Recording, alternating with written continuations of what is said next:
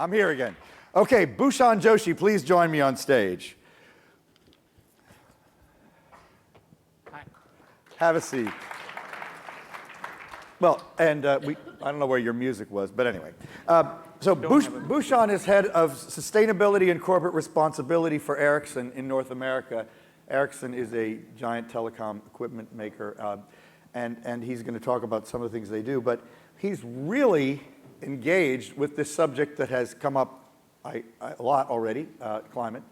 And so I want to talk first about why you're engaged with climate and why you're worried about it.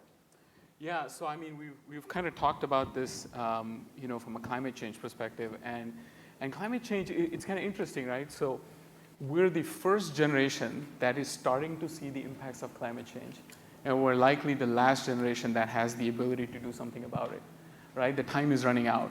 So what we've already seen is that human activities have caused a 1 degree Celsius rise in global temperatures above pre-industrial levels.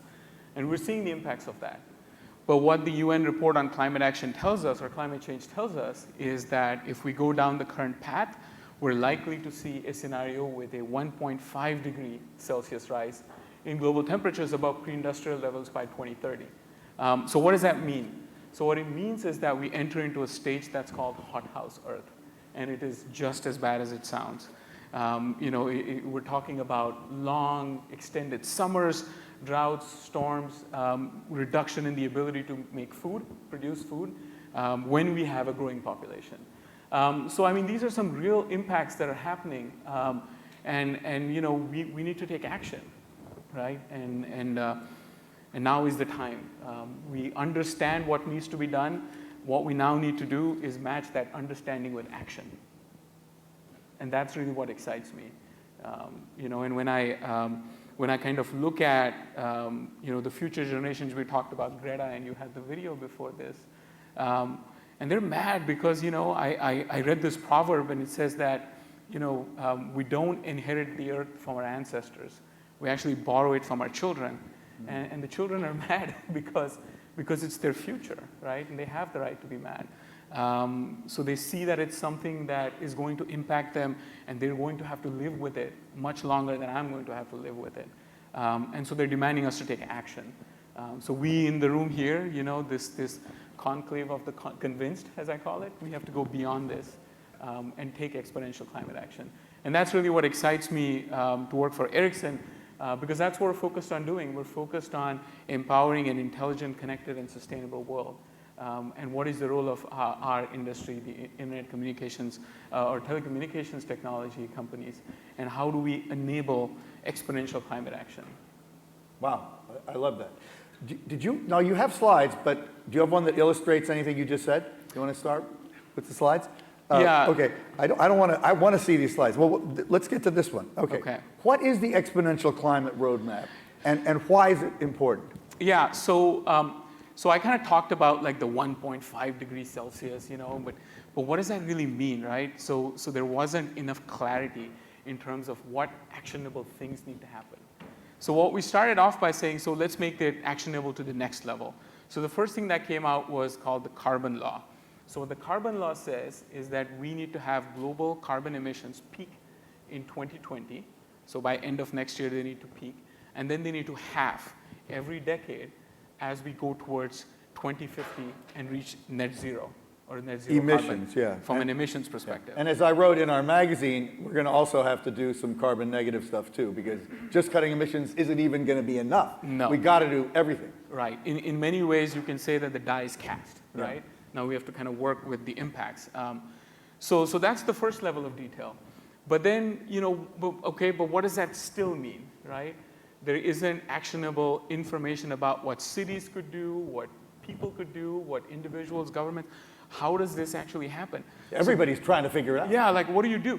So that's what the Exponential Climate Action Roadmap provides. So Ericsson's worked with a broad range of stakeholders. You'll see WWF there, the Stockholm Resiliency Center, Telia, which is a telecom provider in Sweden. So we work with this diverse set of stakeholders to come up with a roadmap which is science-based, that provides specific solutions or technologies that need to be implemented by each sector of the economy, manufacturing, transportation, agriculture, to take the steps they need to take to decarbonize at the rate at which we need to decarbonize and reach that state where we have the emissions by 2030 and then go towards net zero by 2050. So it really is a way to try to help us figure out what to do. Yes. Yeah. Well, speaking of what to do, you have your SDG pin, you have SDG logos on the map, on the slide, and we haven't even mentioned the SDGs on stage today, which is an error on our part, because this is a huge priority for us and for Ericsson, I know, and we've talked about it and worked with Ericsson in the past on this. Just quickly say why the SDGs matter to Ericsson. Yeah, so Ericsson was one of the first companies to adopt the Sustainable Development Goals, the UN Sustainable Development Goals, to measure the impact of our company on society and the environment, right? So good. So it's really a measure of understanding where we can impact and what we can do. So what we have done is we've focused on two goals that you can see up there, goal number 8 and goal number 17, which is infrastructure and then partnerships, because those are the two goals around which Ericsson's core competencies align, right? So when you think about infrastructure, it's developing the next ICT technology, 5G, which is energy efficient, which enables other sectors to take exponential climate action, and then rely on partners, because you can't do this alone. You have to work with others. You have to work with the manufacturing sector, the transportation sector, and innovate in a way that they're able to do more with less, be more efficient, because that's the scale, the exponential action that is required. Yeah. Well, we heard John and Sony talk about some of the things that getting to the edge and empowering the edge is going to do. You are so involved. Ericsson, in a sense, invented a good portion of the 5G ecosystem that's being installed around the world. Right. So how does that dovetail with this whole set of issues? Yeah, so it's interesting. It was really good to hear Sony talk about energy and efficiency and performance together. So 5G is the next generation of mobile broadband technology that's coming, right? That builds on 4G. So with 5G, you're going to get three things. One is really fast speeds, 100 times faster, very low latency, and the third one is reliability, and also network slicing. So what these technologies do is, with really high speeds, you're able to now have access to applications that exist on the cloud. So things that you couldn't do before, now you can with that low latency and high data transfer rate. So you could have things like, advanced support for autonomous cars, like aided driving, right? Where you're essentially taking video and then analyzing it and then feeding back actions, for driving. With the network slicing, you could do things like you could carve out a portion of the 5G network for applications like robotic surgery, right? When you're talking about surgeons operating because remotely, the instantaneousness you've got to have. You got to have that. If you're going to do surgery, it needs to be just about as real time as it can get. But could I just stop you on the network slicing? That also means, though, you could have another slice of that same node, basically just very slowly, gradually taking data from agricultural sensors that only have to be looked at every few days, right? But it's the same infrastructure can handle both. Exactly. That's new. That's new. So that's the same infrastructure, and within that you could have things like electrical meters, right? That are not necessarily needing high bandwidth, but they're needing to transmit data, textual data, consistently over a long period of time.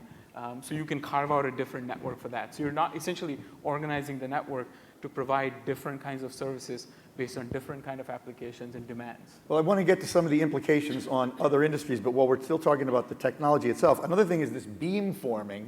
Just quickly explain why beamforming matters in 5G and what it's going to allow, because it's a very energy-saving thing, among other things, right? Right.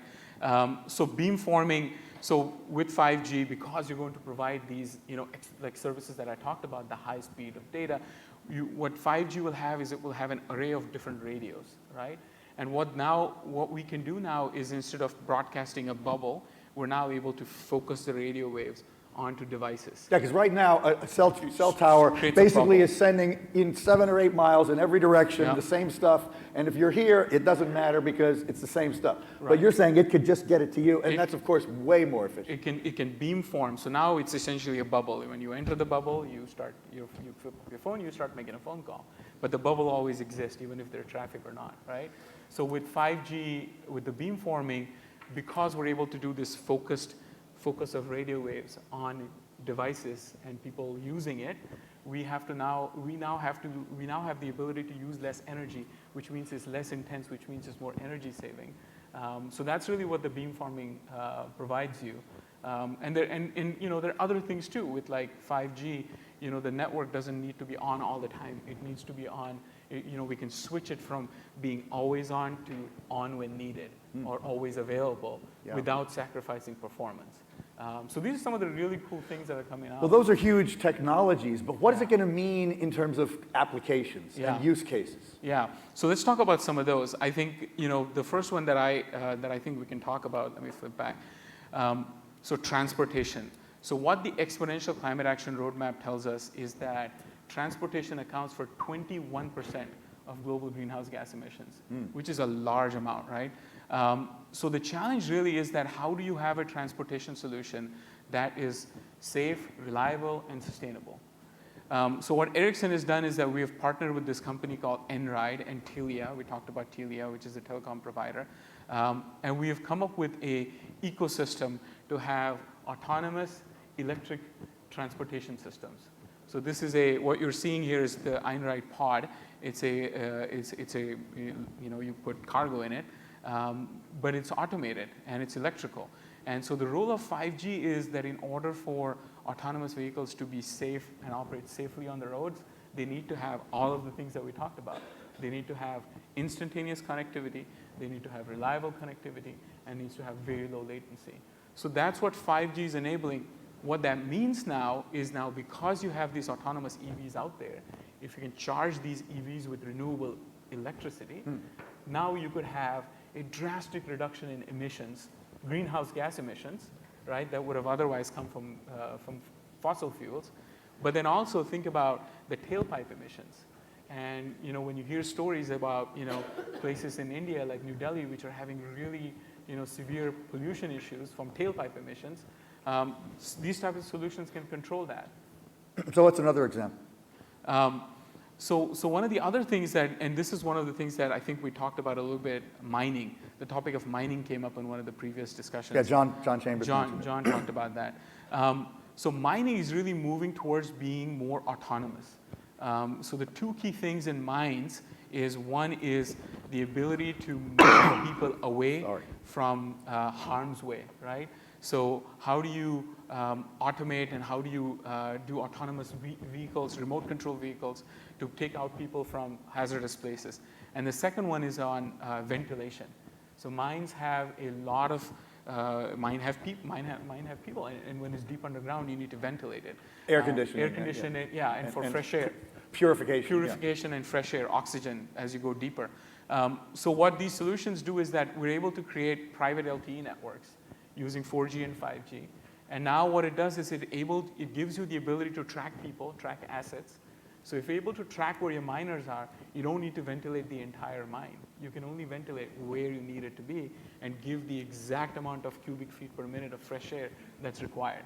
So that has an impact in terms of reducing energy costs for the mine, reducing emissions that would have otherwise come from that fan and the ventilation running all the time, and then creating a safe environment for people. So they know when they're there, there's going to be the ventilation required. So when is 5G going to really happen? So 5G is happening now. There's trials and there's real 5G networks. Well, I get it. I get my AT&T phone says 5G, but it's not a 5G phone, so that's kind of marketing, I would assume. Like, it would be 5G if I had a 5G phone. Is that what that means? You would, yeah. So 5G devices, from what I know, are not out there, handsets. Right. There are a few. But AT&T broadcast it. They brag about it anyway. Right. But so, yeah, so it is there. It's being deployed. We're deploying it globally. US is leading on 5G. What Ericsson has done is that to accelerate the deployment of 5G in the United States, We're opening a new 5G smart factory in Louisville, Texas, right near Plano. And this factory is going to be operational in early 2020, and it's going to produce radios for our customers in North America, 5G radios. And it's interesting, the factory itself is designed to be sustainable. So we have set a goal to have this factory to be LEED Zero Carbon certified and also LEED Gold certified. There's not that many manufacturing facilities that have LEED certification. We're going to have things there like solar panels on site. We're going to have, we're going to have a 26,000 gallon water tank to reuse and recycle rainwater. And there are also going to be proof points and use cases of how 5G enables smart manufacturing in Industry 4.0. So we're going to have things like AGVs, automated guided vehicles, that use 5G connectivity. How do you do precision manufacturing using 5G? So it's really a use case where we can bring people and partners to show we're drinking our own champagne and here's how that works. So 2020 is the year we're really going to start feeling this? No, I said in the next year. No, but I mean, Yeah. but in terms of feeling 5G really being deployed, do you think we're going to start sensing that as consumers, as business people in the next year or so? Yeah, so I mean, you can look at the announcements that the operators have made and how fast they're deploying. I don't know all of them, but I think the pace is going to pick up. They have made commitments to really aggressively put 5G out there because they want to have that, so have the network available so that innovation can start happening on top of it, right? More use cases start becoming available and practical applications start happening. So yeah, I mean, that's kind of what I can tell you. Bhushan, thank you so much. I have to say, I'm so pleased that our partners are doing such substantial work, and that the first thing you want to talk about as a corporate guy on stage is how worried you are about climate. That is the way it should be with every company. Unfortunately, it isn't yet, but it is with Ericsson, so thank you. What happened?